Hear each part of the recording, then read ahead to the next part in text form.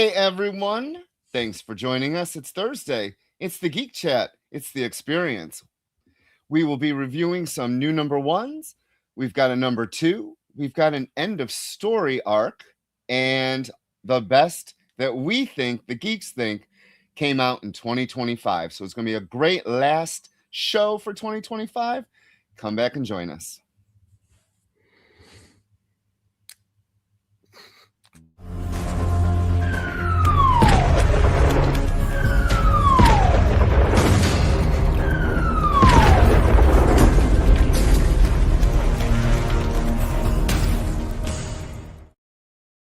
Oh my God, that was a mouthful. I apologize. Welcome, everyone. You are watching the Geek Chat on the experience. I am one of your co-hosts, Beardy Rich. And I'm the other co-host, full black Beardy Des. Yes, I'm letting it grow. There. It's getting there. It's like I have a little spot right here. And I call that's Rich's spot because it gives me so much stress. Just kidding. But no, thank you so much for joining us every Thursday at 5:30 our time. Yes, 8:30 your time if you're anywhere else. I know that Kyle is in in the future and all that other stuff. So but yes, thank you for joining us. Really appreciate it. And as Rich said, this will be our last show of the year as we spend the last 2 weeks spending time with our friends and our family.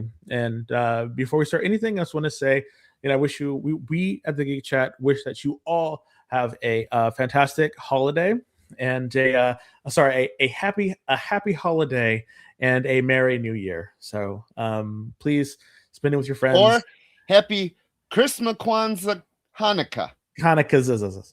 Yes. Any denomination, good for you. Stay warm. Oh, hey Kenneth, welcome in. Space Case Collectibles, Toy Visuals, new member, welcome. Thanks for joining us. Able-bodied Canvas PX, Space Case Collectibles. Zax, welcome in. Thanks for joining us. Angel Heart, glad you could make it. I know you had some problems last week. Barlord Garf Wong, hey, we got a full house. Awesome. We'd love to see it. But Paul, we do the first thing we do on the show, and that is to give away free stuff. Why? Because we love to give away free stuff. We do. And the free stuff that we're giving away is Planet She-Hulk number 2. This is a 1 in 25 variant cover from Rich Johnny Caballero. Yes, Johnny Caballero. Or Johnny Jhony, Johnny. I think it's Johnny. But yeah, Caballero. Yes, but you could win this fantastic cover. As you know, we reviewed Planet She-Hulk a couple weeks ago, and we gave out the number 1 to someone. So I figured, hey, why don't we keep this train rolling, and we'll give out a variant. We'll have a variant for the number 2, and we're reviewing it. And we are reviewing it. So let's see if it continued to, I guess, live up to the hype that we gave it on in our last the episode we reviewed it. If you want to know what we thought about that, please go back. Let me see. It was 1, 2, 3, 4. That's 5 shows ago, or 4 shows ago. So exactly 4 weeks. Imagine comics come out once a month. Twice, but yes, you can win this. All you have to do is put in hashtag the Geek Chat in the comment section, wherever you're watching, whether it's Twitch, Yahoo, YouTube, or Facebook. Also put it in there.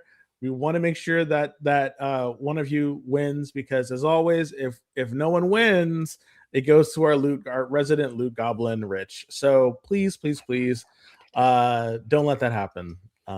So yeah. Did we tell him how to do it? Yeah, I told him. You were listening. Oh, I wasn't listening. I tune you out often. You were listening to me say some weird ass word like that, and I didn't. I actually said put it in the comments. See, that's why I didn't recognize those words. They're so silly. If Yahoo Watch, what the heck is Yahoo Watch? If Yahoo Watch still existed, we would be there. You remember when Yahoo used to be the best, the biggest search engine? You're horrible. You still use AOL. Yes, Kyle. I do. Yahoo Watch was where they had the last season of that show, Community. It was the only thing they ever did that was at all good. Huh. I didn't know that either. Hey, Jabroni. Hey, Steve. Wow. Yahoo Watch. Never heard of it. So, all right. So we decided for our first segment to be the top 3, or we're gonna say top 3. If Rich can do 3, I don't know. He might not, but top 3 comics that we enjoyed in 2025. So we wanted to open it up to all of you as well. So please list in the comment section what is like one of your your top 3 or the one that you really stuck out. And what do you think people should be reading? One book you think? Like, well, I like that thing too, because they should be reading it. And if you don't want to do numbers or you don't believe in ranking because you love all your children, that's fine. You can do that as well. But I'm going to do a top 3 because I think some are hands and feet above the others, and I believe that they should be notified and let known that they are awesome. So, what's your number 3? I've been talking for a while. Why don't you start, sir? Well, I'm not going to rank them. Because I don't want to rank them. Okay. Well, what is one of the ones that you believe people should be reading, my friend? In 2025, absolutely loved the Energon universe from Image Comics, Robert Kirkman. The Energon is Transformers, G.I. Joe, and Void Rivals. And while Void Rivals, it's not the first book I read when it comes out, it's been enjoyable. Really, for me, it's the Transformers G.I. Joe, because holy moly, talk about running wild. They are just going crazy. Right now is the Dreadnought War. Cobra Commander is with Duke, and Cobra Commander kind of killed some Dreadnoughts back in the day, and so they want their revenge. Otherwise, the 2 books hopefully will merge a little more. That's what I'm waiting for. We've got some Mask by way of Venom and Miles Mayhem in G.I. Joe. So we're getting that little bit of crossover, which I'm loving because I love the original Mask cartoon. What they're doing in the Energon universe is just spectacular. Well, hello, Mr. Kyle. Benchop Kyle here. I have 3. So you can I will join you on camera for this. All right, go for it. What would be your 3? No. One at a time. Right. Well, no, I told my 3. That's we'll all go around. We're supposed to do it one at a time. That way we can we're supposed to do it one at a time, silly. That way we can kind of pepper in a little bit of what people had too. So that's fine. Okay. This is why Rich and I do a lot of stuff off the cuff. Like we'll talk a little bit about what's going on, but we don't plan anything. Okay, so the second thing I absolutely loved to read this year. Okay, you already did your first one. What? You already did it. Hush. You said Energon Universe. You already did your first one. Yeah, you said Energon Universe. So hush. So my number 3 is A High Strangeness from Oni Press. It's a sci-fi horror comic based on the Men in Black, not the Tommy Lee Jones, Will Smith Men in Black, but the actual 7-foot tall, semi-faceless. You see him and then you forget about him, Men in Black. That people hear about all the time. They think they're space aliens or they're government agents. Slenderman? Not exactly, but not. Have you heard of this, Slenderman? Mm-hmm. Have you heard of this, Rich? A High Strangeness from Oni Press. Oh, you're muted, Rich.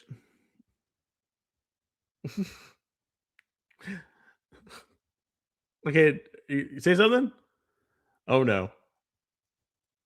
Uh-oh. Your audio went out. Oh no. Rich, refresh your page, bud. Yeah, well, he's probably cursing my name because I told him to hush. So we'll bring him back when he's back. So why is this? Why did you like it? It's one of those books that I've been reading comics for 35 years, right? There aren't a lot of new concepts. If you've really been reading comics that long, right? And this is one that, this is not something I've read before. It's one of those stories that's I don't I don't have a frame of reference for this in comics. So it really struck me as, oh, this is a great way to have horror, sci-fi, all of that in one book. And it's written by Daniel Noah, who is part of, he's a big Hollywood guy. Joseph Gordon-Levitt and a couple of other people work with him. So this is something that is being developed for like series at the same time as they're writing this great comic. Have you heard about it, Rich? This book? No, I have not. Oh, I love your sound. You're coming in all nice and warm. I guess that's a good thing. I think it's fantastic. You know, Kelly, you hush. All righty. So for one of the ones that I really enjoyed, I would have to say, and it's one that I've been looking at like a lot. And of course, it'd have to be Ultimate Spider-Man. I think Ultimate Spider-Man has just been a really good book in the fact that we were able to see an actual adult Pete do adult things and have an adult life. And I keep saying adult because Marvel refuses to let him grow up. I don't know why. It's annoying. But to actually have him be aged up and have like family and it all be like a family business just made it took on a new role, which is not technically a new role because we had Renew Your Vows and we had this other stuff about Spider-Man and we've had, May Parker. And so Marvel teases us with this adult Spider-Man, but at the same time, like they refuse to give it to us. And it's like, I don't know. And I would love to be a fly on the wall to hear like why they are getting rid of this book. And I know it's probably might be because it didn't sell as expected. My hope, because hope springs eternal, is that we're going to see something like this happen in the mainstream Amazing Spider-Man, which I don't think it will. I honestly believe that if you can have Wolverine in 4, 5, 6, 12 different comic books, you can have Spider-Man have a solo adventure in one book, say Amazing, and then have his married life and married stuff happen in like Spectacular or something like that. You can split the character up and have those two stories play out in real time and still have them sort of like every now and then you see how each book affects the other one.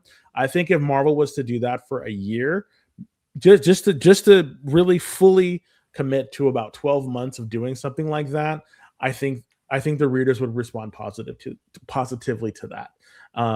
But again, Marvel's crazy, so we'll see what happens.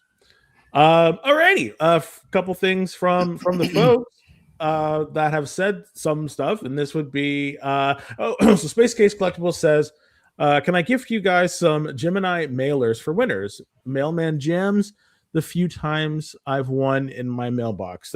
Thank you for letting us know. That feedback is fantastic. If it's easy for you to get us to us, that's great.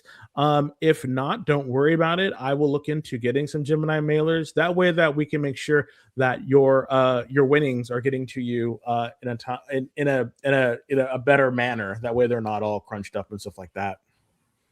Barlord says Transformer. What? Let me know, Des, because we have an EXP discount code at Gemini. Oh. Should have said that. Rich is going to get some stuff now. Shout out to Bronze Age Nerd for hooking that up. Okay. Thank you, Bronze Age Nerd. Barlord says Transformers, Green Arrow, and News from the Fallout are 3 that come to mind for me. Yep. So you said Transformers, Rich. Is anything you like in Green Arrow or News from the Fallout? So Green Arrow, I liked. So what's funny is I was reading Green Arrow, but I stopped with the new writer. But it looks like people have been really enjoying that run. And the book is over now, I believe. But I'm thinking about trading that last. I want to get the trade for the last arc. The first issue of it with the water killer really didn't interest me, but I guess it went somewhere. So I'm really glad. And Barlord also says if they transplanted the Ultimate Parker somewhere in the 616 that's not NYC, I'd be down to continue. And yeah, I don't know. Like Superman and Lois? Well, I don't know. No, but do you think it'd be kind of like Superman and Lois? Remember that cartoon that comic that came out and people realized, oh my God, Dan Jurgens was writing it. And it was just like, oh, it's the original, Superman. Oh, and then they merged them all together. Yeah. Oh, there's one issue left of Green Arrow. Okay. Oh. And Kelly really likes Angel Heart. Kelly likes Bitchcraft. Great. We reviewed that, and the one from the legendary Sergio Aragonés. Oh, that was Gru, the Wanderer. If I remember correctly, we reviewed that a couple of months ago as well. So, Rich, what's up? I'm going to piggyback on yours because while the Marvel universe was very disappointing in 2025, I will say the Ultimate line was a really much needed breath of fresh air for some of these storylines, and taking the idea that the maker is returning and giving it a time frame and allowing the stories to be told within this time frame. Ultimate Spider-Man, I agree 100% with you. It is nice to see a grown-up Peter. It's funny because Hickman came out a couple days ago and was talking about this book and how one of his complaints he gets is that Peter is not the main focus, and it's all about everyone else. And he says there was a reason, and it's gonna show in the last couple of issues. I actually dropped Black Panther because it got a little too boring for me. Yeah, like I 100% agree with you. Like Black Panther was the one that was just kind of like. But Ultimate Wolverine, my only complaint there is that they didn't give enough time. So the last couple issues, something big happened, but you don't really care about what happened because you haven't been invested in these characters. But otherwise, Ultimate Wolverine's been a really good book. Ultimate X-Men, I love Peach Momoko. It's just her version of the X-Men. Yeah. But the Ultimates, for me, I liked the Ultimates the first time around. I feel like this time around, with the whole idea of the boxes and that this world, you were supposed to be this. Yep. Like we got the story about Iron Fist and it was the kid. Like I liked the direction Dennis Camp has been going in with the Ultimates. I'm really going to miss the Ultimates and Ultimate Spider-Man. And like you, I don't understand the reasonings why it's ending. This world is untapped. There's so many stories that could be told. Yeah. But I will say it's been a bright light in the Marvel universe for me. So the Ultimate line is going to be my number 2. Sweet. Kyle, you're up, sir. The only reason DCKO isn't my number 2 is because it hasn't been going long enough to disappoint me. Yes. So I want to give it some time because I'm sure it will eventually. But the one book that hasn't disappointed me this year is Absolute Martian Manhunter. Again, it's one of those books that it is such an absolute trip, issue after issue, that they're not all good, but they're all interesting. And that's something to be said for, especially the big 2, right? They do these series, and every few books you feel like, okay, this is just we need to write an issue. There's got to be they're not going to, they get boring, right? At least even the bad issues of my Absolute Martian Manhunter are interesting because they're just so trippy. So I'm really enjoying having something that's holding my attention issue to issue. Okay, I can understand that. For me, I'd have to say, and this is only because I would have to say it was. I'm gonna take it back to Marvel, and I would say Imperial. I really enjoyed the Imperial line. I know Rich's face is hilarious. I enjoyed it because the reason why I enjoyed it, and it's gonna sound kind of like wonky, but the reason why I enjoyed it was because it was Hickman, being Hickman. No, but he was restrained. Yeah. Sometimes if you give that man enough rope, he will hang all of us because he just wants to give you so much story and so much story and so much story. And I'm just like, enough, So to have him be, sat down and have a specific road that he's going into felt good, and I thought it was fantastic and almost genius to make the Inhumans the catalyst drive into their villain arc, because everyone hates them online. Seriously, whoever you talk to, they hate the Inhumans like with a passion. There's this guy, Comics Explained, and whenever someone talks about Black Bolt, he's just like, I hate him. So whenever people talk about the new, and then just to have him like be the villains was fantastic, and I love stop it. I just loved that they were that they were the villains, and I love Marvel's space stuff way back. I loved it. I've always loved it. And this harkened back to the DNA run of Guardians. Guardians and the cosmic stuff. And I knew you were going to bring that up because it's great. It was the Marvel cosmic stuff. It's some of the best, but they never use it. And I'm hopeful, very hopeful that from this will come something fun. And we get to see Black Bolt be more of an ass. So that would be mine. I know it's probably not on a lot of people's bingo cards, but I actually enjoyed it. I thought it was fun. So Zach says Gru. Barlord says Ultimate Spider-Man. The Ultimates are the only ones he's kept pulling. Okay. We all know what Jabroni Chief said. Imperial is also a great margarine. I don't eat margarine. He's hungry.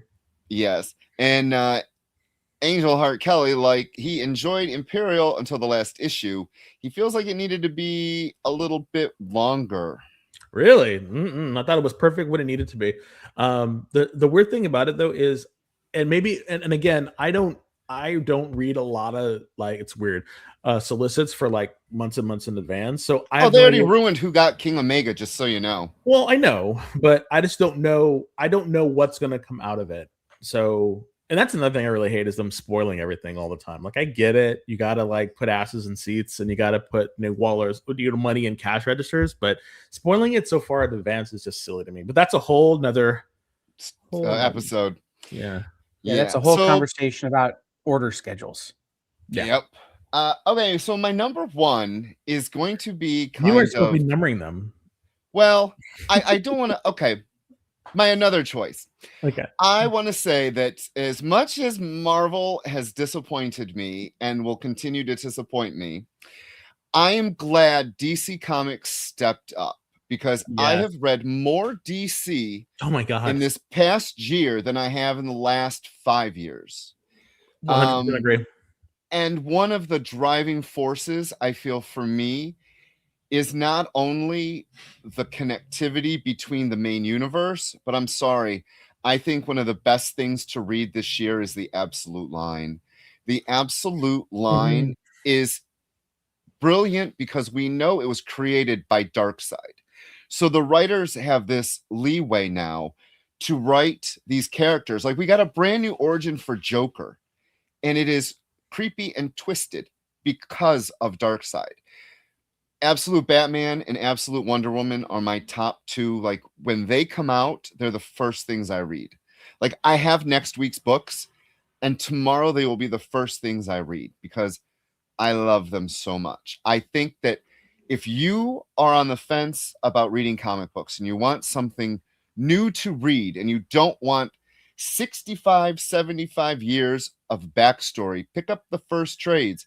Pick up the first trades for Absolute Batman, Absolute Wonder Woman, Absolute Flash, Absolute Superman, Absolute Martian Manhunter. Green Lantern. They're going to be continuing this line. I'm so excited for Absolute Green Arrow. Like, there's more coming. And unlike Marvel, who's ending one of the best things about their line, DC is like, no, we're going there. And I love it. I love it. I agree. Kyle. Well, how strong are we holding to the came out in 2025 rule? Because my number one had 2 issues that came out in 2024. So that's okay. What is it? My number one is Spectrum from Mad Cave by Rick Quinn and Dave Chisholm. Another book I have not heard of. Spectrum. Yeah, Spectrum is so good. Anyway, shout out Thank you, Polar Knight. Thanks. I went to my barber today to get lined out to be on the show. So it wasn't because Christmas is coming and I'm gonna have to take pictures with my family. No, not at all. It was to be on the show. No. It was for us. Yes. So Spectrum is the story of a girl or a character. I'm not going to call them a girl. I'm not going to call kind of is an interesting way to put it, who can hear the music all around them. And the story is really an allegory about how the noise of the world can drown out creativity. Oh, wow. Yeah, it's got a real music centric vibe because Dave Chisholm and Rick Quinn are both musicians. And by the way, they went and wrote a soundtrack to go with every issue. Like, I love that. Specially composed soundtracks. So it was a really great book, but it was a book that every issue, 6 issues, made me cry. Wow. Because it really was about the beauty of remembering where your creativity comes from and honoring your creativity and honoring the things that inspire you and not letting the robots and the noise and the sounds that is the world around you kill that. And the way they tell that story is there's a bad guy who's trying to silence the music in this girl's head. And this bad guy has done that for generations of this character's family. Mm-hmm. And it was from Oni Press? Mad Cave.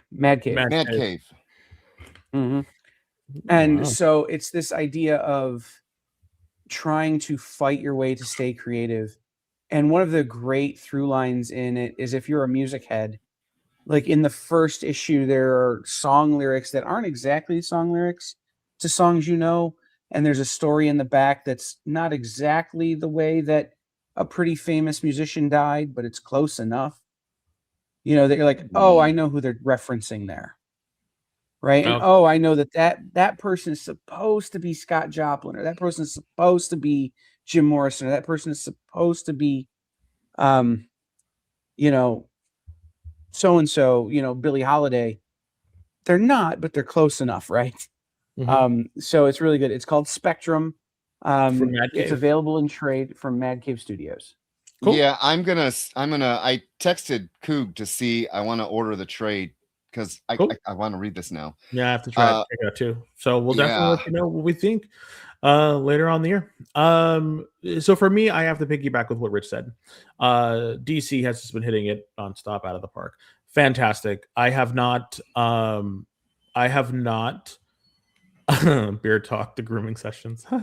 It's like our peel sessions, but for grooming. DC is just knocking it out of the park. DC right now is fantastic, and the architect Mark Waid has been knocking it out of the park. So I will 100% back what Rich is saying with the absolute line, but my actual comic that I've just been really reading and loving is Justice League Unlimited, and the reason being is because it feels like it feels like Justice League, the cartoon. It feels like everything is happening, and it feels like a huge world, and this is what it feels like when you have superheroes working together on various different things, and I love that. Second only would be JSA, because of those legacy characters by Jeff Lemire. Both of those books are fantastic team books, and by what I mean team, they are team books. The team is everywhere, and those two books just really, I really just really like the characters that are in them and in those books, and it really has revitalized my love for DC and those characters. And I cannot wait for what's happening in the future, and I cannot wait for the Legion.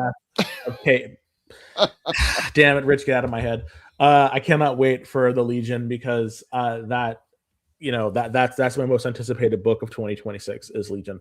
But yes, DC as a whole has just been knocking it out of the park, and the two books that just are really fantastic, and if you're not checking them out, Justice League Unlimited and JSA, both those books are just fantastic team books, and and it's fun. So please check that out. Oh, we got a couple extra ones. So thank you so much, TJ, for getting back on YouTube on the Tubi in order to talk to us about beard stuff. So yes, we have our honorary beardy Button Chop Kyle with us for this. So we love it. It's gonna be Burnside's Kyle right now, but yeah. Nah, you're Button Chop's Kyle. You're always Button Chop Kyle. I'm good with that. By the way, real quick, guys, before I disappear, I do want to say I don't read a lot of Marvel and DC, right? I'm not a big two reader. And like my 1B or my honorable mention or whatever would have been Redcoat from from Ghost Machine. Yes, I love Redcoat. Basically anything Ghost Machine is doing, I read. That's been fabulous this year. But the books I do read from the big two come from you guys recommending them. And oftentimes I read them to see if I hate them as much as Rich did.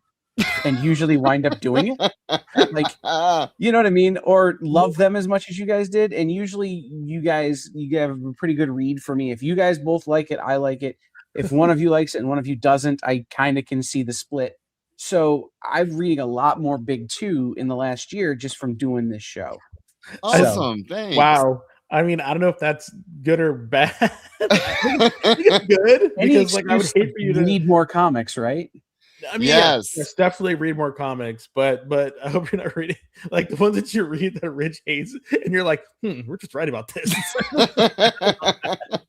Listen, there have been some real stinkers this year. Yes, there have. And we've talked about them. Real bad books. So, and, you know what? What? I appreciate people putting out bad books, like because at least they're doing it. Yeah. Yes. Yeah. I'd rather have comics than no comics, good or bad. So, and on that note, we're going to take our first break. And when we come back, let's talk about comics and see if we can knock each other out with more of DC's KO. So stay tuned. Sure, comic books are beautiful, but underneath, there's something more authentic and exciting. The original art. See the pencils, the lines, the shading, as if you were there in the studio watching the artist work. Getting a peek at comics' backstage is easy with the original art experience. All right, Friday night, guys. Thank you for being here. To be doing anything, the fact that you're here means the world to me. Nick's pieces are always value priced with your budget in mind, for the beginning collector to the veteran. And this is gorgeous. You got Aquaman and Mira. Join the original art experience with Nick and our friendly crew of regulars, even if it's just to enjoy the art. Fridays at 7. It's all part of the experience. Whoa. Whoa. Did you miss it? Yeah, they can go by pretty fast. Let's slow down the footage. Welcome. It's time to skim some comics. Miles Morales Spider-Man, I will just tell you that Miles is very important in his role as a vampire. So it's fine. If you like Hercules, read it. If you don't like it, don't worry about it. It's fine. The art is still stunning. There's a panel, little spoiler, there's a panel in this where Chitauri first hits Lion-O, and he is the best "did she really just hit me" face I've ever seen put in a comic book. Wow, live reviews of new comic books so you can be ready for New Comic Book Day. What is this? Oh, I see. It's Minute to Skim It. Part of the experience.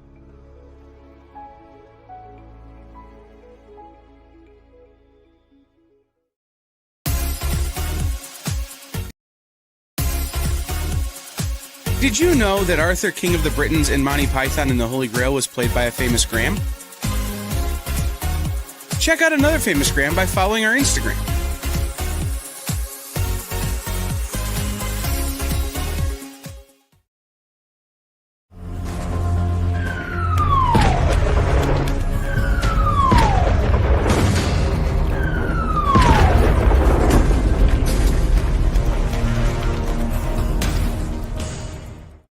Hey everyone, welcome back. You are watching the Geek Chat on the Experience. I am Beardy Rich. And I am full Black Beardy Dez. Well, almost.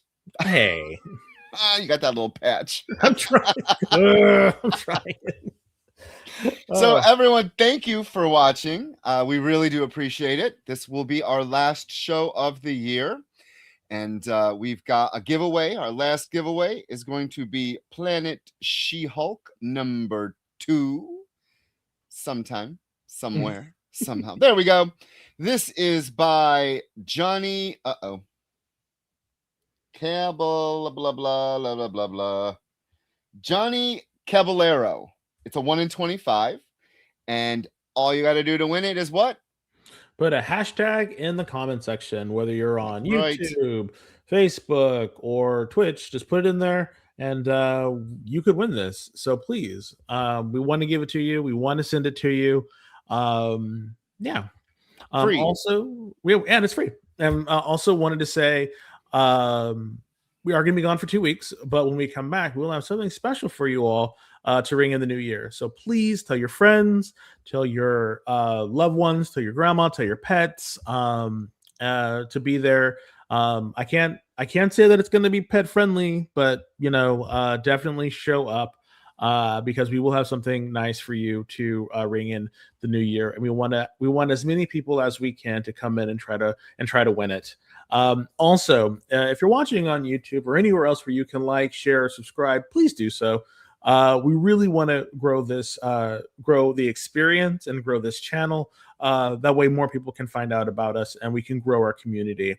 2026 is going to be a year of growth and prosperity. So please help us reach our goal to basically just at least double, triple, quadruple our numbers. So you can definitely do that by liking, sharing, subscribing, and letting your friends know. But as always, hashtag Geek Chat in the chat in order to win this fantastic 1 in 25 Shield cover. And stay tuned as we will be talking about this comic soon. But the comic we're talking about now is Black Panther. Yes, we figured we'd start with a Marvel book before we started with the KO. And look, I got this cover, Rich. Ooh, look at that. Who's it by? I thought this cover was a little bit better because I really liked him standing in the like the air duct or whatever. I thought it was really kind of cool. Was it by Aiko? Yes, this is the one by Aiko. If I am no, it's by your favorite artist, Greg Land. Yes, I didn't even notice. You bought a Greg Land book. You know what? It's the cover. You know what's weird about it is because when he doesn't have like a woman's face, it doesn't look so bad. So the writer was Victor Lavalle. The artist was Stefano Nessi. The color artist was Brian Valenza, and the letterer was VC's Ariana Mayer. The cover artist was Cafu and David Curel, and that was the one that's sitting right there. I wish Cafu had done the inside because I am a huge Cafu fan. But yeah, Rich, what were your thoughts about Black Panther? Intergalactic commentary, intergalactic. Thank you. I don't know why you want me to go first, because this book. Okay. We're starting off with a real winner here, folks, because I did not much care for this book at all. Really? I don't know why the kitty's in space. I don't care. Isn't he in the Avengers on Earth? I don't know. Is he doing the Wolverine thing now? Is he? Yes. Is he on Earth and in space? He is the Black Wolverine. Yes, he is the Black Wolverine. They want to put him everywhere. Yeah. I did not much care for the art at all. The figures, the art was very uninspiring, I should say. It was just the whole thing about Kazar. It didn't even look like Kazar. Zabu, that didn't look like Zabu. I did not care. I don't like the fact that it, like, now they have Xavier's school, but it's for the Wakandans and it's for special gifted orphans. Like, I'm sorry. I did not care about this book at all. The ending, and then to find out Doc Ock is going to be the villain made zero sense to me. Why is he on the cover for next issue? Do yourself a favor and buy Absolute Batman. Okay, so I kind of figured Rich wouldn't like this one, and for that, I am happy that I was proved right. My take on it wasn't as bad as that, but it was pretty bad. And I think no, I honestly think folks don't know what to do with Black Panther. They don't put him in space. Yeah, I really believe. I know a couple weeks ago we started talking about when they don't know what to do with the character, they put him in space. Perfect example. Same thing happened to Doctor Strange. This is happening to him. It happened, and you know what? It happened to the Hulk. But the Hulk, we got amazing crap out of. So we did. So in some it works, and some it doesn't. And this one it does not. The whole intergalactic empire of the Wakandans. While I thought that was a good idea, as the Wakandans basically said, "We're out of here, peace out," and they flew into space, and I was like, okay. It's already been established that we have, we have Marvel has a cosmic, type of stuff, and they were in Imperial and they were in some other stuff. So their presence is known and they're doing their own thing, but it just seems like splitting the focus like that is a bit much.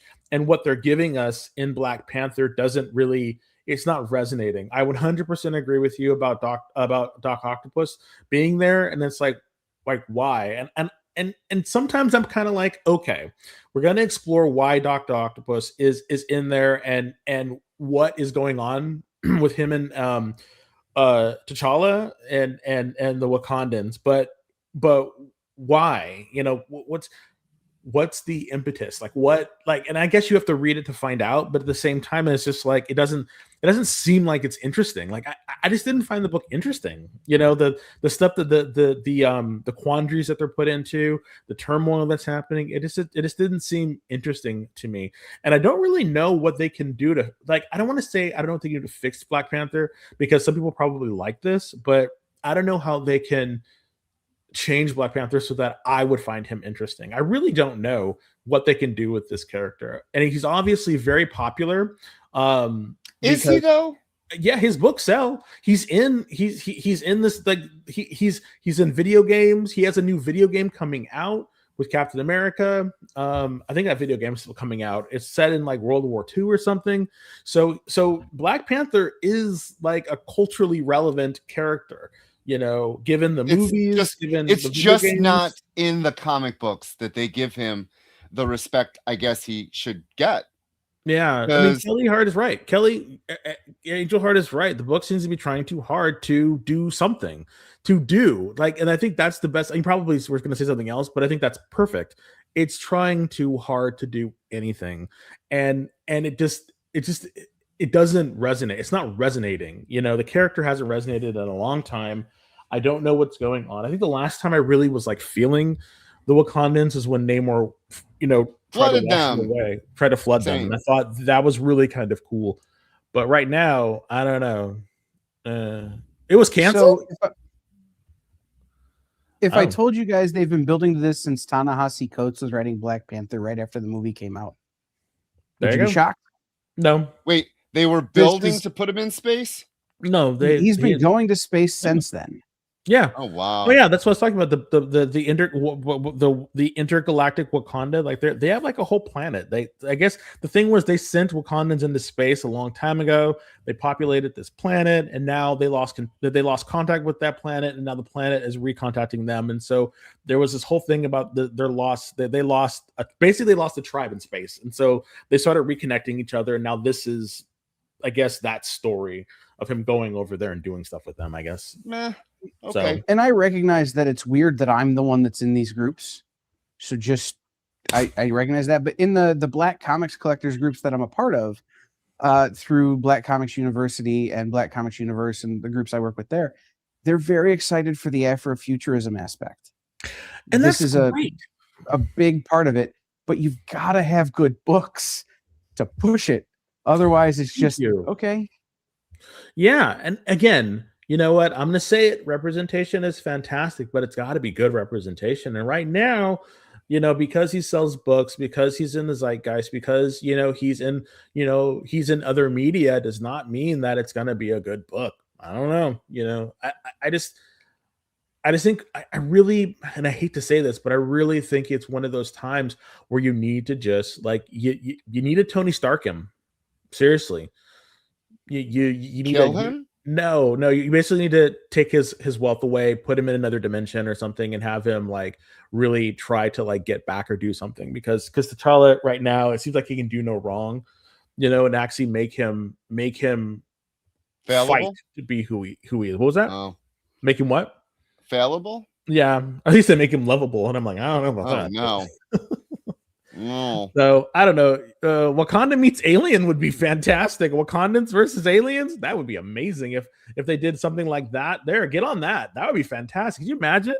Like an alien spacecraft falls in Wakanda and aliens start attacking. That would be amazing. The Dermalaja versus fucking face huggers. Let's go. Let's go. All right, we're done. Fear of a Black Planet. Mom, get out of here. All righty. Next up, we have Cyborg versus Swamp Thing. Technology versus magic. Man versus nature. Who wins? All right. So this is round 4, and it was John Layman did the writing. Pete Woods did the art and colors. Fantastic Bruno art. Abdiaz did the inks on pages 9, 10, 17 through 20. Wes Abbott did the lettering, and that main cover was done by Pete Woods. And then there were a bunch of variants. Pete Woods, wow. His art is just amazing on this book.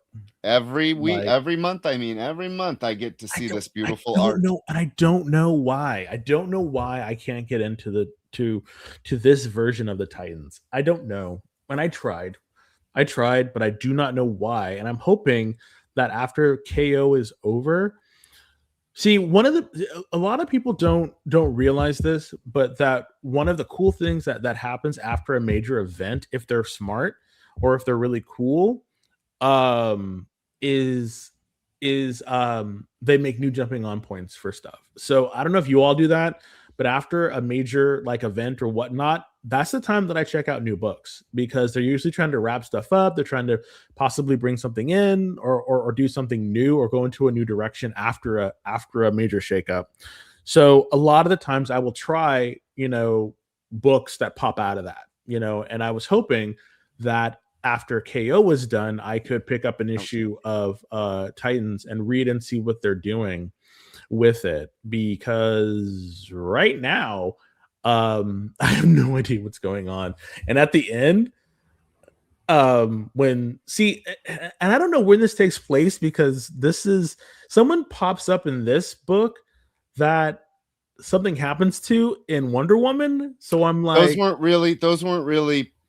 We'll talk about that in Wonder Woman, but all right, cool. Those weren't the real people. Okay, because we need to talk about that, because when I read, and I have a whole thing about the Wonder Woman we read too. I have a whole thing about that, and I want to see what your thought about that. But anyway, so yeah, this was a big KO fight with a little bit of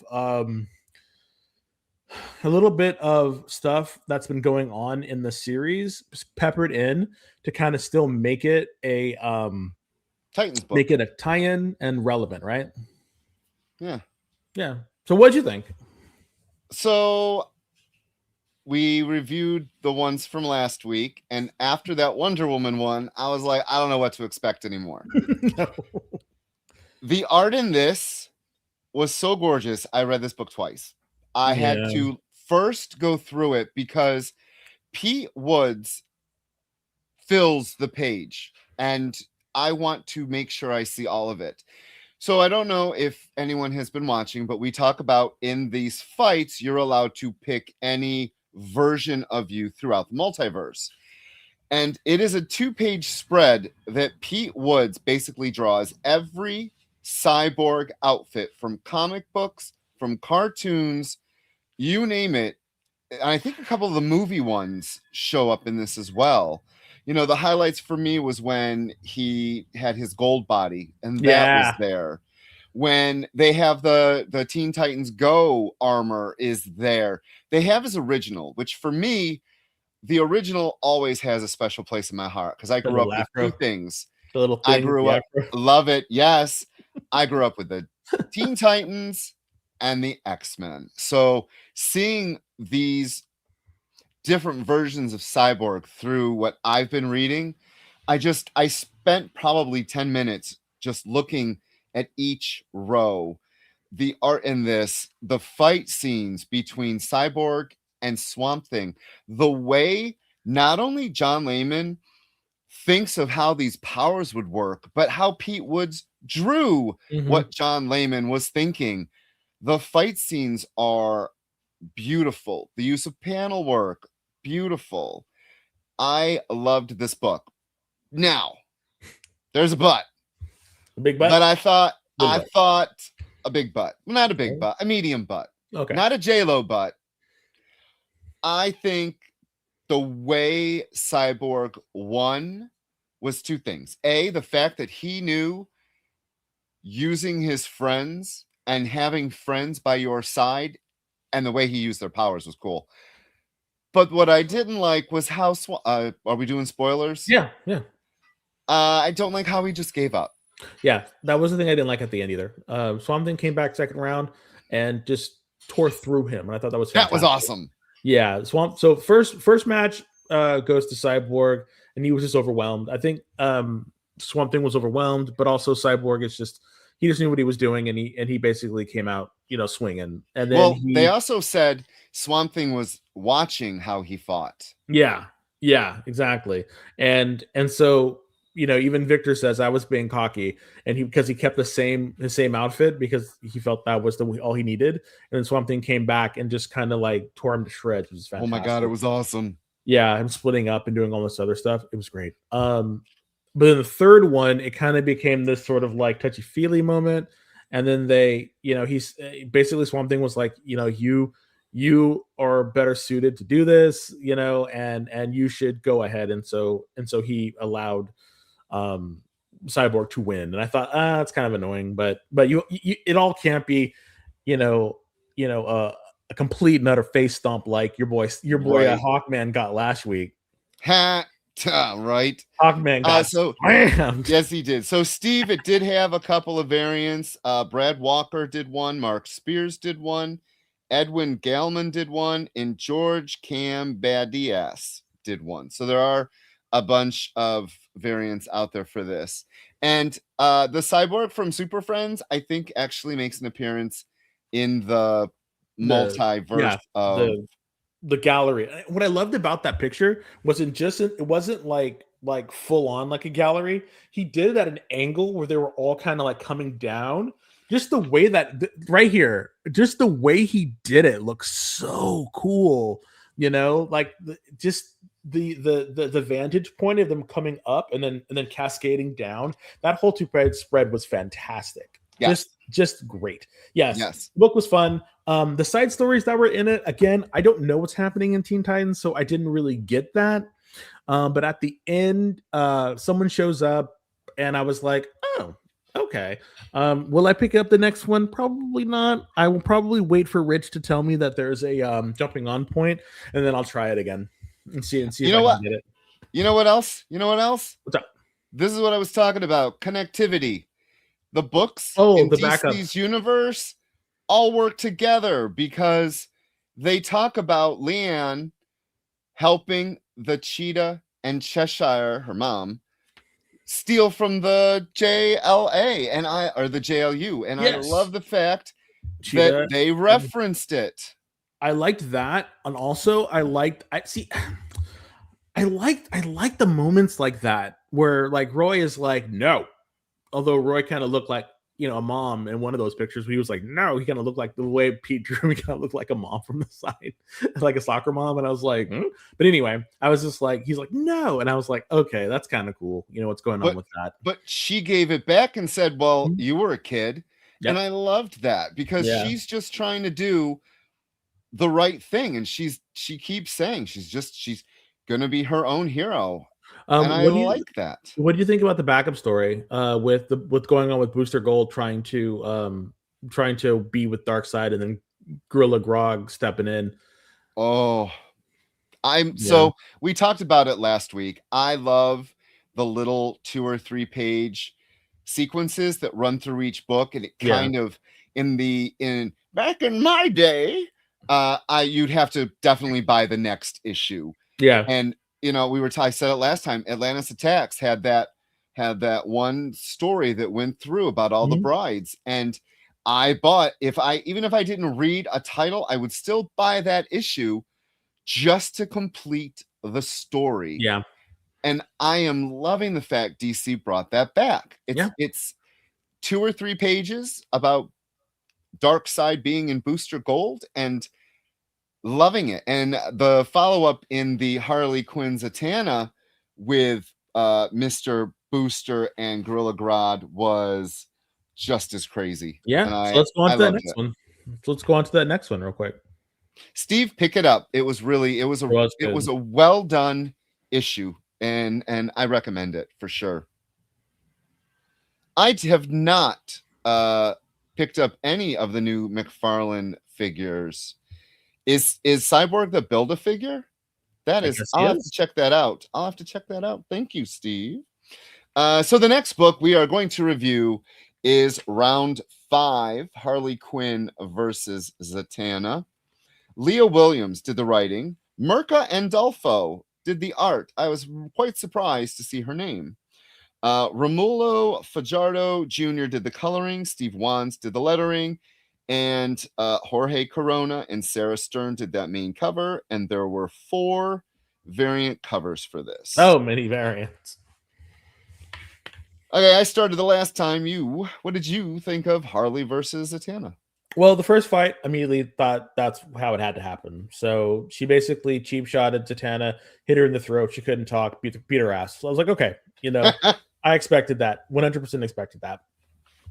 The second one, I thought that there was a missed opportunity to give some fan service by putting her in her classic 70s outfit before she got the fishnets. I thought if they'd have did that and used that version, I thought it would have been a lot cooler. But and by that I mean the thing with the weird thing in her forehead. Oh yeah, the snake. I love that costume. Yeah, that whole costume and era I don't know too much about, but I've always loved that look. And Same. I want to, like, when I was reading this, I was thinking, are they going to put her in that? Are they going to put her in that? And they didn't. And I was really kind of sad. So now I'm all thinking about, hey, maybe I should go back and because she was in that costume in Justice League, right? Or yep. Okay, yep. So I think I have to go back and read those issues, because I like and see how that Zatanna is. But no, they kept her in her fishnets and everything, and then they fought again, and they both became. I mean, it felt like a really strong sort of girl power moment in which Harley was teaching. Not teaching, I guess, letting Zatanna know to be a strong, uppercase B instead of a lowercase b, and yeah, and she's like, bring it on. I'm gonna fight whatever because Zatanna wins, of course, and Harley was basically pumping her up. It really kind of felt like. It really kind of felt like a Rocky montage almost, in which Harley was basicing pumping her up. Like she was like this hype girl, yeah, you can do this. We're gonna fight, blah blah blah blah, and letting her helping Zatanna get loose. It's how I kind of read it. So I mean, I felt it was okay. I was expecting to see Zatanna do a little bit more magic. And it really felt like they focused a lot on Harley, which I'm not surprised because Harley sells books. But overall, I thought it was just a fun little read. I thought it was definitely better than Wonder Woman versus Lobo. Same. And that's the weird thing about it, is because how they are doing these matchups is kind of weird in my opinion, because I think you have such a powerhouse like Zatanna versus Harley Quinn, which seems to have the strongest plot armor I've ever seen that any character has ever had, and then you put them in these situations when it should be very lopsided. And the way this played out, it kind of had to go a certain way if you wanted Zatanna to win. And I'm fine with that. Like I think it would have been doing a disservice to both characters if Harley had a won, unless Harley, was completely outsmarted her, and I don't know if I could see Harley doing that. So overall, I thought it was a fun read. I don't think it was particularly good or bad. It was just kind of like, okay, on to the next round. I definitely think that it was a little. I placed it definitely lower than the Cyborg versus Swamp Thing, but overall, I thought it was okay. I thought the arc was good. It was a little more like American anime a little bit. That's her style, yeah. Yeah, that's her style, and so some of it was really, really gorgeous. And other parts, I was just kind of like, oh, okay. But overall, no, not good or bad. It was just kind of a meh. Kind of a meh. Okay. Mm-hmm.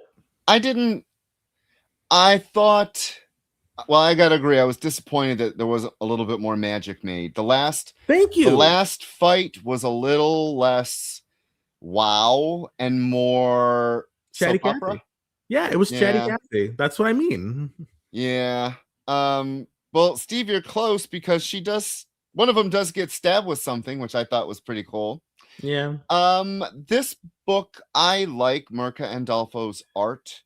I felt like in some panels, okay, I'm just gonna say it. So a different artist was supposed to be on this book, and then Mirka got the call 2 weeks ago that she had to do this. Whoa. She did all this book in 2 weeks? No. I'm saying that's how I feel the narrative went because of the art. Some of the art looked very rushed. Yeah.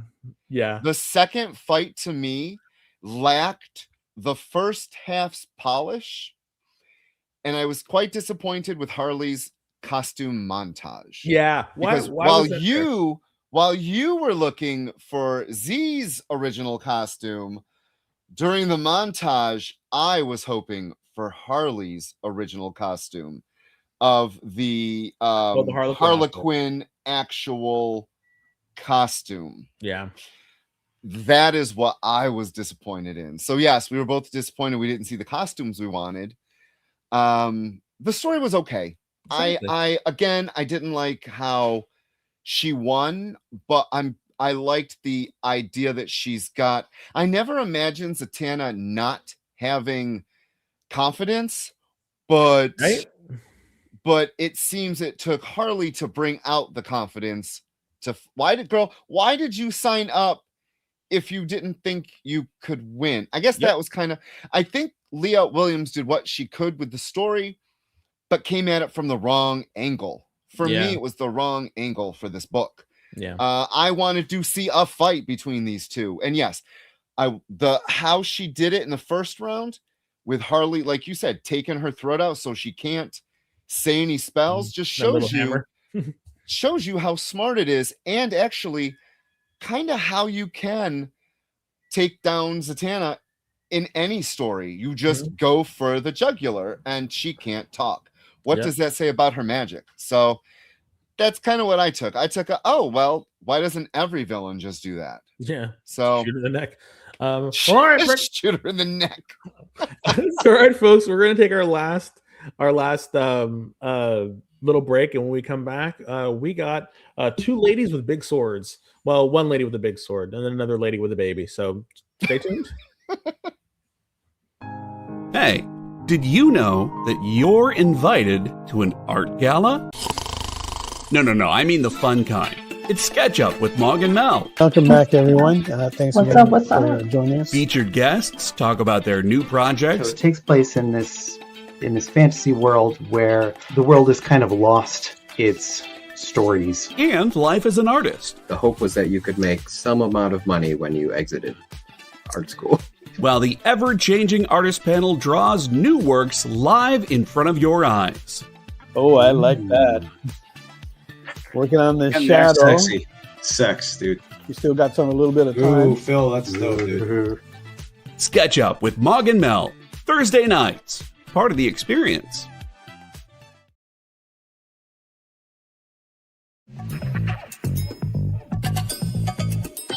Live from New York. What? Oh, sorry. Live from Cleveland? It's Friday night? It's Friday Night Live! With Nancy McCann. And Ricky. And sometimes Carlos. And featuring boxes and boxes of rare comics. Unique collectibles. Lots of smiles and conversations with new friends. Friday Night Live with Comics Unlimited. Friday night from 9 to 11 on The Experience. According to a statistic that I just made up, people spend 4 hours a day changing the television channel. People who watch The Experience don't do that. Save yourself a ton of time by tuning into The Experience and enjoying our new original programming 7 days a week. And then tell your friends. Think about the money they could save on batteries in the remote alone just by tuning into The Experience. Find out more by scanning the QR code below.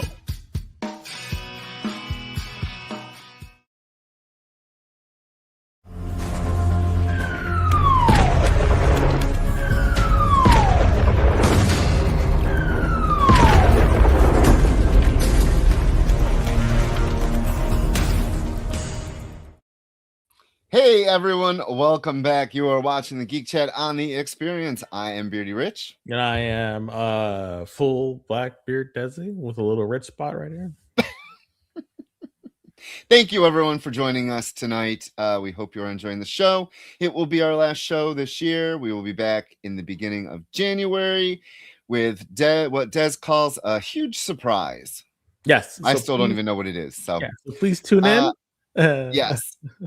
So we have to let you know what's going on The Experience for the next couple of days. Kyle, you're on, buddy. So tomorrow we have this really unique situation on the FOC show, in that there's no FOC. It's because of the skip weeks, and we talked earlier about the ordering schedule. There's only in the next 2 weeks about 6 new books to be ordered. And the rest are re-solicitations, re-releases of trade paperbacks or reprints. So there's not a ton for us to talk about. So Matthias and I are going to talk tomorrow and next week about what are some things that shops can do, we'll be doing this time of year, that you as the customer can go in and kind of get your shop ready for what you want in the new year. And we'll be looking forward to some of the big books that are coming out in the new year that we've heard about. So we'll be talking about that. Then Nick on the original art show is doing... Listen, Christmas is Nick's favorite time of year. And as a grouchy pants, I don't get it. But needless to say, he is doing his Christmassy celebration. I don't know what he's going to have, as he hasn't told me yet. But it will likely be something fun. Nancy is doing vintage and requests, as always. And then on Sunday at 8 p.m. Eastern, 5 p.m. Pacific, Jay and I are doing the producer's guide to gifts. This is not a guide to what gifts you should buy the nerdy people in your life. It's a guide of what you should buy Jay and I. Oh, God. Or other people in your life that you actually buy gifts for. But we don't know the people in your life. We just know us, and we know what we want. And get you a beard brush. Well, I have many. I would really like someone to buy me a sponsorship by a certain pomade brand. But anyway, we are going to be talking about the things that we hope we get for Nerdy Christmas. And hopefully it will inspire people who are last-minute shoppers like us to go and get actual good stuff for the people in their lives. Then next week, it's super important next week that you follow the EXP on social media. Facebook, Instagram, the one I'm not going to name, where it used to have one name and now it's just a letter, Blue Sky, Threads, YouTube, TikTok, all of those. Because we're going to have a wild schedule for the next 2 weeks with the holidays. People are going to be taking time off. People are going to be doing shows. The only way you're going to be able to figure out who's on when is to follow us on social media. So make sure you're following us on social media. All righty. Well, thank you so much, Kyle. And yeah, a couple of comments that came in while we were gone is really kind of interesting. So, Kenneth, happy New Year to you too, my friend. I'm glad you're here. And happy Christmas. TJ says Z was in the bathrobe costume from JLA through JLA Detroit era. Thank you so much. I will go look up her outfit choices and I will report back in the new year. And Steve says that a disco stew wig for Kyle would be fantastic, only if he gets the one piece with the bell bottoms. Yeah, you need the outfit. Yeah, the whole. We gotta see that. No, not even close. And TJ's right. Nick does have Colleen Duran joining the show, doing live commissions with Spencer Beck. But I do know Nick is going to have a little bit of a Christmassy thing for everybody. Cool. Well, all right, everybody. It's been a crazy week for him. Okay, cool. Well, it's crazy for everybody. So not for me though. So I'm happy. All right, everybody. As always, we have the giveaway. That is correct. So we're going to be giving away Planet She-Hulk #2, this fantastic 125 variant cover by Johnny Caballero. Yes, and we will be talking about this book shortly.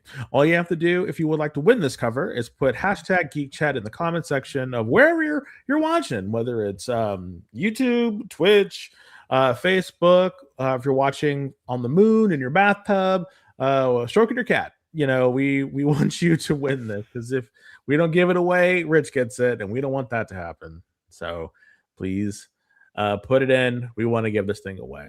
And thank you again. I will be using the Gemini mailer soon when I get that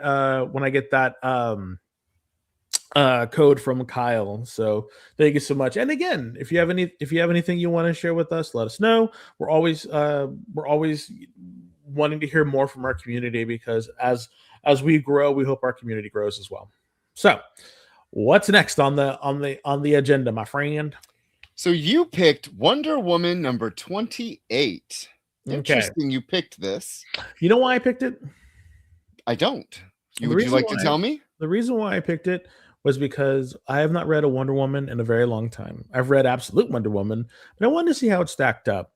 And then the weirdest thing about it was, okay, so you all know that we do a lot of #1s on this show. Bulk of the time we do #1s, and then we kind of talk about if we're going to continue reading it or whatnot. But what, and I did this a while ago too, if I remember, but what if you don't have a #1 and you want to see what's going on in a comic book that you used to read or that you used to like? How easy is it for a new reader to jump into the book and see what's going on? Okay. So I picked Wonder Woman because Rich said Wonder Woman's very good. I really enjoy it. And I said, okay, if Rich is enjoying it, let's see what I'll think about it, because I read like the first arc and then I kind of like fell off of it, but now I'm back. Let's see what happens. And I'll tell you that after Rich reads the credits. All right. So we got the Island of Mice and Men finale. That's what I thought was the funniest thing, because when you texted me, I was like, it's the finale to a story arc, but okay. Tom King did the writing. Daniel Sampere with Jorge Fornés did the art. Tamu Mori did the coloring. Clayton Cowles did the lettering. And that cover was done by Sampere and Mori. And then there was a whole bunch of variant covers. Okay, so what did you think of this finale? Okay, so what I'm used to in most books, or most modern books, is what happened before. There was not in this book. No, there's not. So I was like, okay. It wasn't that. So let's see what I can glean from this book. And yes, it was the wrap up, because it seems like the big baddie lost, or the big fight, or the big climax happened last issue. So I was like, okay. Yes, it did. So now I'm like, okay, let's see what happens, and let's see if this is interesting enough for me to continue reading. And suffice to say, it was. I have no idea why there are giant rats living in some city. There's a guy named the Rat Man who says the Rat Man knows. Now it's Wonder Woman knows. Wonder Woman has a baby. For some reason, Batman is in his Matt Fraction. Love it. It looks outfit. So good. with the gray and the blue, and Superman is there. And Wonder Woman now has a baby, as she was basically saying, "I'm taking this baby away, and then you can stop me," and meaning she did something. And now Batman's being all cryptic about consequences and all this other stuff. And I was like, there's a lot of ish going on with this issue. Well, I wonder what happened, right? And then every other page, every so often, there's this woman named the Matriarch killing Wonder Woman foes. And I'm like, wait, what? So she's taken out. She took out Angleman? And I'm like, Angleman? Like, when have we seen Angleman before? So he's dead. They take out the Golden Glider or the Silver Swan. Take out the Silver Swan. And I'm like, what? She takes out after that, she takes out Dr. Psycho. Dr. Psycho, who looked, I mean, the art was a little weird because I didn't know that was Dr. Psycho because he doesn't look like a little person. So I was like, okay. And then she takes out Giganta with a Green Lantern ring. And then lastly, she takes out Glory or Grail. Sorry, I have Buffy on the brain. Takes out Grail, who is Darkseid's daughter. So I'm thinking to myself, who is this baddie? So this book gave me a lot to think about and a lot to process. And in doing so, the artwork was glorious. The artwork is fantastic. I loved the artwork. I thought the way he drew Superman was fantastic. I thought the way he drew Batman was great. I thought the way he drew Wonder Woman was fantastic. I love her ponytail. A lot of people draw her with, that's who she looks like. That's the matriarch. Yeah, she looks fantastic. I don't know where the hell they are. If they're in Paradise Island, it kind of feels like they are. So there's just a lot of shit that happened. And I honestly was like, okay, what I'm missing in when I go to read a Teen Titan book, and I'm like, I don't know if this is really going to, like, if I really want to continue on.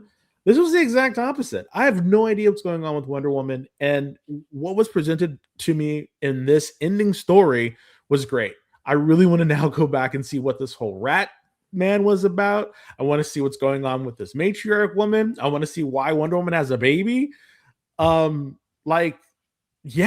was really taken aback by this issue, and I'm thinking, like, damn, okay, let's so I'm very happy that I picked this book up. Like, seriously, I was like, for an ending, because when I open again, when we pick out our books, every so often we'll read about the book. Other times it's just like, well, this looks fun, let's read it and see how we react. A lot of times we do a blind read. This one was a complete and utter blind read for me, and I thought it was great. Rich? So Wonder Woman has a baby because when a Wonder Woman loves a Batman very, very much, they go off into the woods of Themyscira and they come back with a more powerful superhero named Trinity. As you do. Whoa, that's not Trinity, is it? No. Yeah, okay. That's Trinity. That's the daughter. That's Trinity. Okay. So I have been reading this, and this art has been amazing from the start. He knows how to draw figures, plain and simple. He knows how to show emotion. He knows how to convey whatever the writer is throwing at him. And it's always been beautiful. In some of these panels, I felt a little George Perez coming through, especially with the matriarch. So I'm going to say Mouse Man and this story arc has not been my favorite. I have not been enjoying this as much. It went on a little too long. That's what the giant rats are. No one spoke. That was the thing about it. It's funny. This wasn't a finale. Like you said, it ended last issue. This was more of the fallout from her choice and setting up the Wonder War. I think that's what they're calling it. That was the one thing, the Wonder War, and I'm like, shit. So the matriarch, this is her first appearance in the comic. We've not heard of her. I think she was on Themyscira. I love the fact that her breastplate is the W's. I am a Wonder Woman breastplate WW fan and less of an Eagle fan. Like, looking at her, I am not a fan of this costume that is presented. I know it's the new look for 2020s. I'm not a fan of it. I've never been a fan of the skirt ever. Hated it in the movies. Terrible. Huh? The belt is terrible. The belt is terrible. But that said, I absolutely love the matriarch's costume. I think it's gorgeous. That, for me, that narrative of the matriarch is why I love this book. Something is going to be coming up. So we know that 29 is going to be her back going to the Amazons. And the next issue, so it'll be 30, starts this war. I don't know. They're not calling it the War of the Amazons, and I'm really glad, because that has a little stink to the name because of the way DC kind of drove it into the ground. Yeah. So I think it's going to be really cool. I hope the sisters are involved. I hope there's more of the wonder. Unlike in her KO book, I want to see the rest of her sisters in the book. Yeah. Because that has been a highlight of this book, is that the girls did some things that Wonder Woman couldn't do when it came to the patriarchy. Mm-hmm. The sisters have all been used a lot in this run. So I hope that continues, because, you know, I've always loved Donna, and Cassie has always been, I've always liked Cassie. I've always loved Cassie. And they're adding Yara in. So, you kind of cut out, sir. You cut out. Your thing got it. There you go. We can hear you now. I really, really hope that we see more of them. So I'm really glad you picked it. I mean, it's on my reading pile always. It's never an afterthought for me. So let's go. I think I'm gonna pick it up. Pick up the trades. I would recommend it. So you don't think that's Trinity, a daughter from a sister Amazon? I thought it was. I thought because this takes place right after she creates the baby and all that. It is not Superman's baby. That is funny. It's not Batman. The belt is not slimming, and it's not Trinity from the Matrix. Sorry. No. Okay, so we only got a couple minutes, so I'm gonna say that Planet She-Hulk was good. You should pick it up. She has a big sword, so obviously someone at Marvel is paying attention to absolute Wonder Woman, I think. Well, Magic had it first. So the writer was Stephanie Phillips. The artist was Aaron Cooter with Scott Hanna. The color artist was Sonia Obak. The letterer was VC's Joe Caramanga.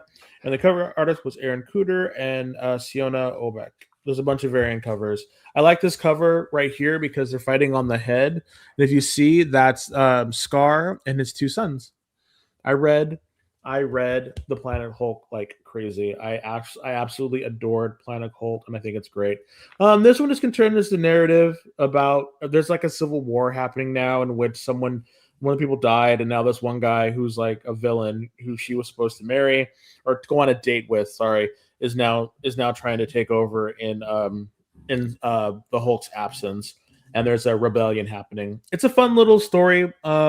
It's not setting the world on fire, but if you like seeing She-Hulk actually kick ass and look great doing it, the art is fantastic, by the way. I would say check it out. It's a fun book. But I would not fault you for trade waiting it as well. I mean, it's a good story, but I don't ever think anything's going to come from this. I don't think so. But again, I've enjoyed it.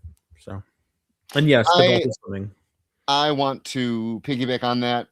The book, I don't think anything will happen. It's a fun read. It's good to see Jennifer being old Jennifer. Yes, right? It's now, I'm not going to lie, I've enjoyed the She-Hulk runs of the last couple of years. Okay. But it's not classic She-Hulk. It's a watering down version. Like, I really feel like they also don't know what to do with her. They don't. So we'll throw her in space. I mean, come on now, guys. There is a pattern for Marvel.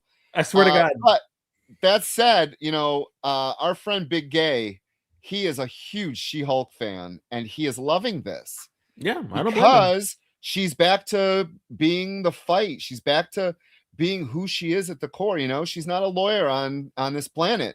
She's a fighter. She's a Hulk. And I got to say, yes, I also recommend this book. Even if you want to wait and pick it up in a trade, it's a fun little read. It's worth it. And the art is Jesus gorgeous. It's great. So, all right. On that note, it's time to give away a book. This is our last book of 2026. Again, we want to say thank you so much. 2026.